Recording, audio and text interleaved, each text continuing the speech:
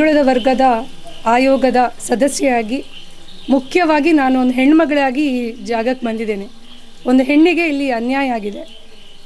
ಈ ನಿಟ್ಟಿನಲ್ಲಿ ನಾನು ಈಗಾಗಲೇ ಮಗು ಮತ್ತು ತಾಯಿಯನ್ನು ಭೇಟಿ ಮಾಡಿದೆ. ಅದೇ ರೀತಿ ತಾಯಿ ಯಾರು ಕಂಪ್ಲೇಂಟ್ ಮಾಡಿದ್ದಾರೆ ಅವರನ್ನು ಮಾತಾಡಿಸಿದೆ. ಇನ್ನು ಇದಕ್ಕೆ ನ್ಯಾಯ ಅಂತ ಸಿಕ್ಕಲಿಲ್ಲ. ದಕ್ಷಿಣ ಕನ್ನಡ ಜಿಲ್ಲೆಯಂಥ ಊರಲ್ಲಿ ಇಂಥ ಪ್ರಕರಣಗಳು ಆಗುವಂಥದ್ದು ತುಂಬ ಬೇಸರ ತಂದಿದೆ. ಆದರೆ ನಾವೆಲ್ಲ ಬುದ್ಧಿವಂತರು. ದಕ್ಷಿಣ ಕನ್ನಡ ಜಿಲ್ಲೆಯ ಪ್ರತಿಯೊಂದು ಜನರ ಮೇಲೆ ನಮಗೆ ವಿಶ್ವಾಸ, ನಂಬಿಕೆ ಇದೆ. ಈ ಪ್ರಕರಣಕ್ಕೆ ಸೂಕ್ತವಾದ ಬೆಂಬಲವನ್ನು ನೀಡ್ತಾರೆ ಅಂತ ಹೇಳಿ ನಾನು ಈ ಸಂದರ್ಭದಲ್ಲಿ ಹೇಳಲಿಕ್ಕೆ ಇಚ್ಛಿಸ್ತೇನೆ. ಯಾರು ತಪ್ಪಿತಸ್ಥರಿದ್ದಾರೆ ಅವರಿಗೆ ಶಿಕ್ಷೆ ಆಗಬಾರ್ದು. ಯಾಕೆಂದರೆ ಇದು ಎರಡು ವ್ಯಕ್ತಿಗಳ ಜೀವನದ ಪ್ರಶ್ನೆ. ಏನೋ ಒಂದು ತಪ್ಪಾಗಿದೆ, ಇಬ್ಬರಿಂದನೂ ತಪ್ಪಾಗಿದೆ. ಈ ಸಂದರ್ಭದಲ್ಲಿ ಅವರಿಬ್ಬರನ್ನು ಸೇರಿಸ್ಕೊಂಡು ಈಗ ಒಂದು ಮಗು ಆಗಿದೆ ಆ ತಪ್ಪಿಗೆ.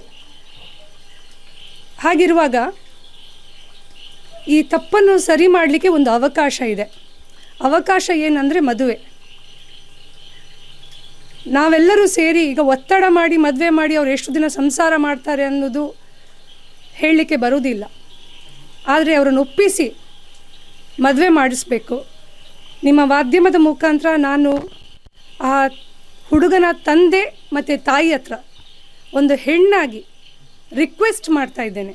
ಯಾಕೆಂದರೆ ಅವರಿಗೂ ಒಂದು ಹೆಣ್ಣು ಮಗಳಿದ್ದಾಳೆ.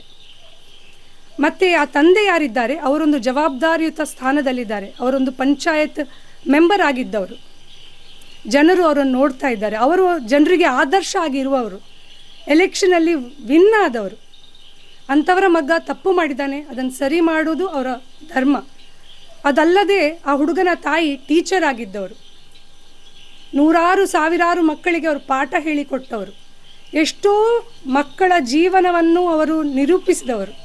ಹಾಗಾಗಿ ಇಲ್ಲಿ ಒಂದು ಪುಟ್ಟ ಮಗು ಇದೆ. ಆ ಮಗುವನ್ನು ನೋಡುವಾಗ ನಾನೊಂದು ಅಮ್ಮ ಆಗಿ ನಿಜ ಹೇಳ್ತೀನಿ, ತುಂಬ ಬೇಜಾರು ಅನ್ನಿಸ್ತಾ ಇದೆ. ಆ ತಾಯಿಯೊಟ್ಟಿಗೆ ಖಂಡಿತವಾಗಿ ನಾನಿದ್ದೇನೆ. ಮಾಸ್ಕ್ ಹಾಕ್ಕೊಂಡು ಅವರು ತಿರುಗಾಡ್ತಾ ಇದ್ದಾರೆ. ಅದರ ಅಗತ್ಯ ಹೆಣ್ಣು ಮಕ್ಕಳಿಗೆ ಇಲ್ಲ. ನಾನು ಆ ಮಾಸ್ಕನ್ನು ತೆಗೆಸಿದ್ದೇನೆ. ಇನ್ನು ಮುಂದಕ್ಕೆ ಅವರು ಮಾಸ್ಕ್ ಹಾಕಲ್ಲ. ಆ ಮಗಳು ಯಾರಿದ್ದಾಳೆ ಅಲ್ಲಿ ಹೆರಿಗೆ ಆಗಿ, ಅವಳಿಗೆ ಖಂಡಿತವಾಗಿ ಒಬ್ಬಳು ತಾಯಿ ಅಲ್ಲ, ನಾನು ಅವಳ ಅಮ್ಮನಾಗಿ ಅವಳನ್ನು ಅವಳ ಮನೆಗೆ ಸೇರಿಸುವ ಜವಾಬ್ದಾರಿ ನಂದು ಅಂತ ನಾನು ಹೇಳ್ತೀನಿ.